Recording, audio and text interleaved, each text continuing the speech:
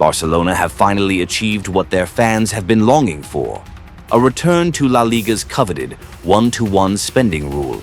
The good news was personally delivered by La Liga president Javier Tebas to Barcelona president Joan Laporta. In practice, this means the club can now spend €1 for every euro they earn, putting an end to nearly 3 years under severe financial restrictions that once slashed their spending limit to just €144 million. This positive turn of events is the result of persistent efforts by the club, including the loan of Ansu Fati to AS Monaco, a deal that came with an €11 million purchase option. Barcelona's journey back to the one-to-one rule has been a nearly 4-year saga, rooted in the worst financial crisis in the club's history, with total debts exceeding €2.7 billion by the end of the 2022-23 fiscal year. Under Laporta's leadership, the club launched a bold strategy known as the palanques, or economic levers. This strategy involved selling 25% of their TV rights over 25 years to 6th Street for €665 million, along with stakes in Barca studios and other commercial agreements. Another key factor was the €100 million they raised by leasing VIP seats in the newly rebuilt Spotify Camp Nou. Laporta proudly declared, "We did what we had to do to save the club." Barca is back, but while they've regained the right to operate under the one-to-one rule, it doesn't mean Barcelona can spend freely. The rule only allows them to reinvest what they earn, and massive financial hurdles remain. The club faces a long-term debt structure and enormous annual costs, estimated between €100 and €150 million, just to cover interest and principal payments on loans related to the Camp Nou renovation and the economic levers. Broadcast revenues also dropped by 14% in 2023 because the team had to play home matches at the Estadi Olympique Luis companies. La Liga still reserves the right to demand independent audits of large investments to ensure full transparency. The saga of Nico Williams is a perfect illustration of Barcelona's one-to-one but not 100% predicament. The Spanish winger has agreed personal terms with the club, and his €58 million release clause is no longer an insurmountable obstacle. Yet, Barcelona still haven't been able to activate it. The reason is simple: they haven't created enough wage bill space to register him in the squad. This situation highlights how, even with money in hand, complying with La Liga's salary regulations remains a formidable challenge. It's not just La Liga keeping a watchful eye. Rival clubs are monitoring Barcelona with heightened caution.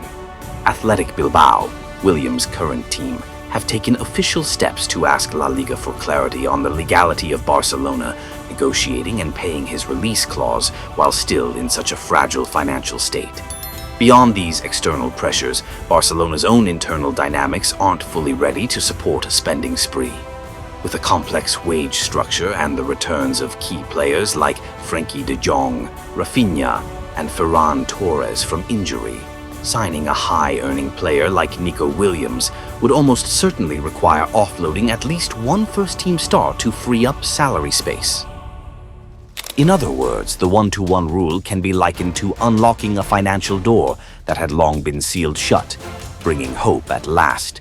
But behind that door lies a narrow corridor where every step must be measured with care. Barcelona may have won an important game against Javier Tebas, but the bigger contest ahead remains long and full of conditions.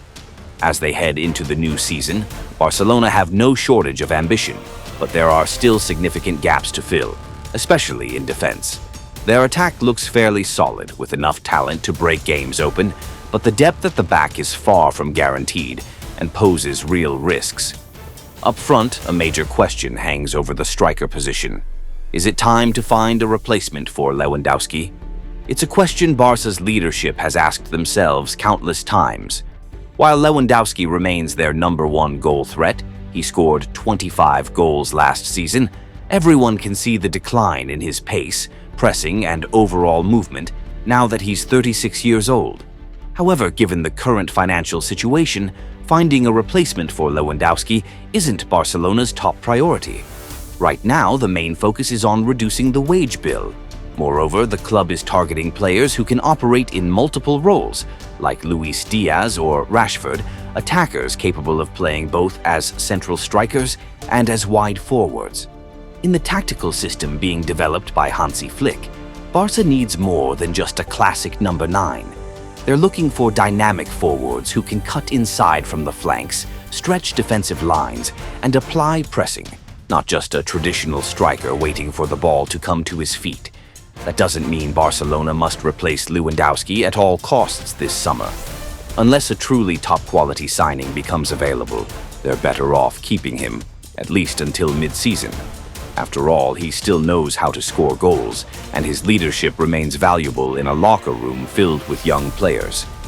Rushing to bring in a new number 9 who doesn't fit the profile could further destabilize their already fragile financial structure.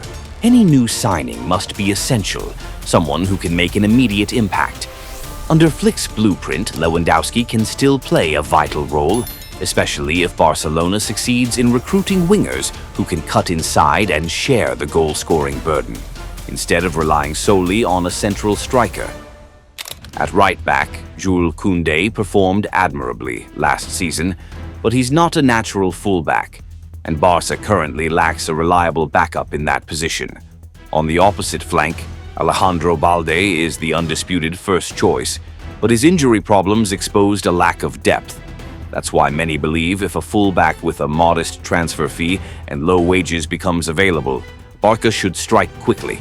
It would not only give Flick more rotation options, but also ease the workload on Koundé and Balde, both of whom were overused last season.